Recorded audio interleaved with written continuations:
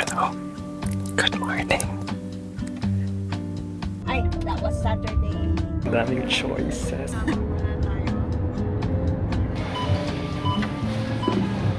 Room tour. Then lock it in with Patron jelly.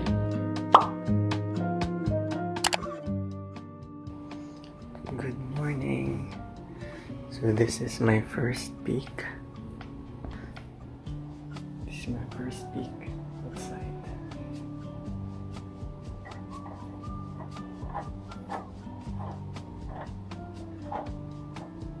Hindi ko kita. Nag-condense yung vape. Hello, good morning. It's my first day in Texas, Houston, Texas. Quiet lang muna ako kasi tulog pa yung mga tao. And shy akong lumabas. I'll try to vlog today for my first day in Texas na vlog.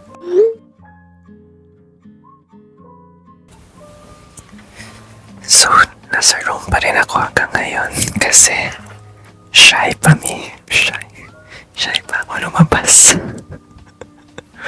Shy yarn. Good morning po. Si Aaron naman. Ay, that was Saturday kahapon.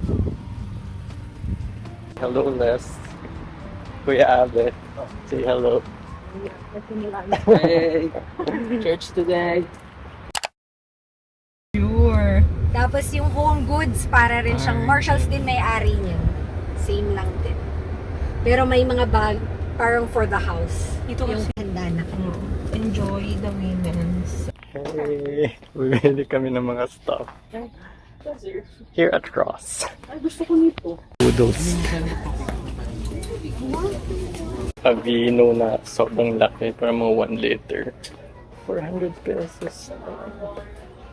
1,000 plus na yun sa Pilipinas. Sana all. Here at Marshalls. We just got out. Kanina nasaan kami? Ross, and now we're going to Target. Target, yes. Target, let's go! Sobrang overwhelming ng lahat. Ang daming choices, ang laki ng mga boxes, and nagko-convert ako from peso to dollars, which is sinasabi niya na, don't.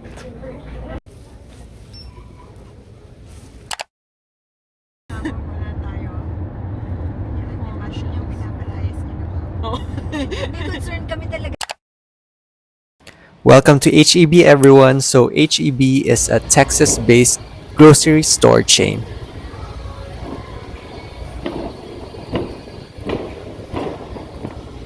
Look at how big those milk gallons are. I've never seen milk this big in the Philippines before. But let's stick to the non-dairy options as a lactose-intolerant Asian.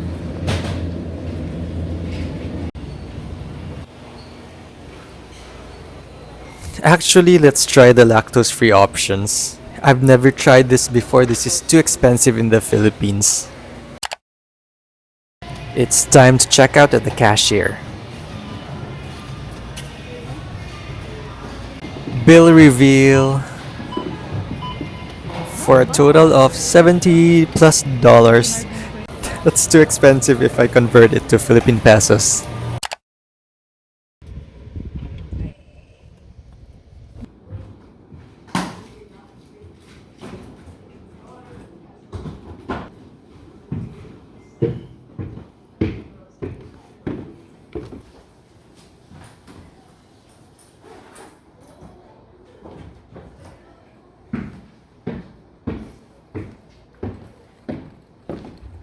Hello everyone. So this is my room tour. Need pa siya i-arrange, but eto na bed sa kabila, i-transfer yan sa kabila. Tapos ito, I have a queen size bed, closet. There's the aircon. Here's the walk-in closet. You can literally walk in.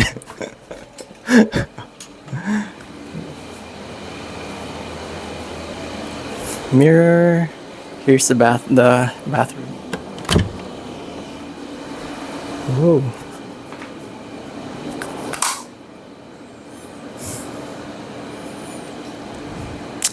The shower.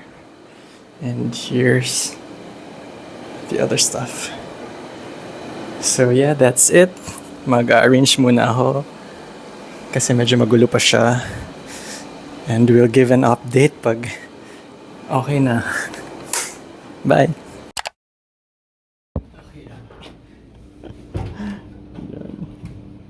Hello. Lipat bed mission with Kuya Abe. It's 7:39 but it's still very bright outside.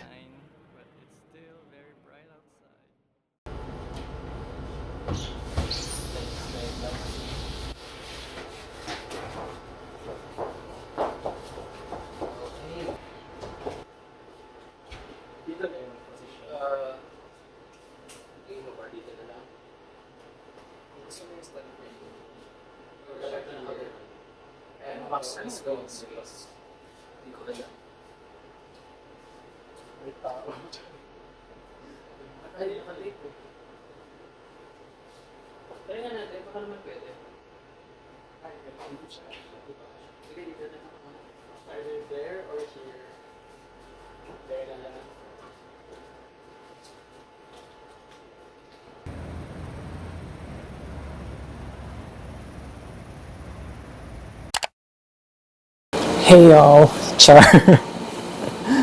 So maglalagay lang tayo ng bed sheet. Our newly bought bed sheets. Ganito ba to?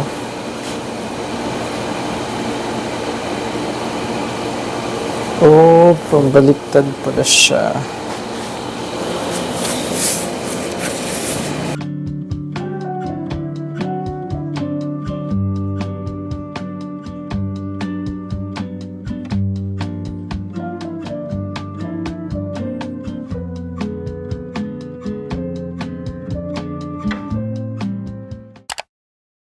Less. Kumusta naman yung pag-arrange dyan? It's time for me to try the lactose-free milk.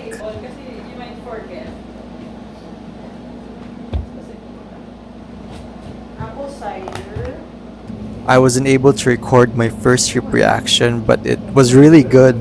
It's been a while since I tasted cow's milk.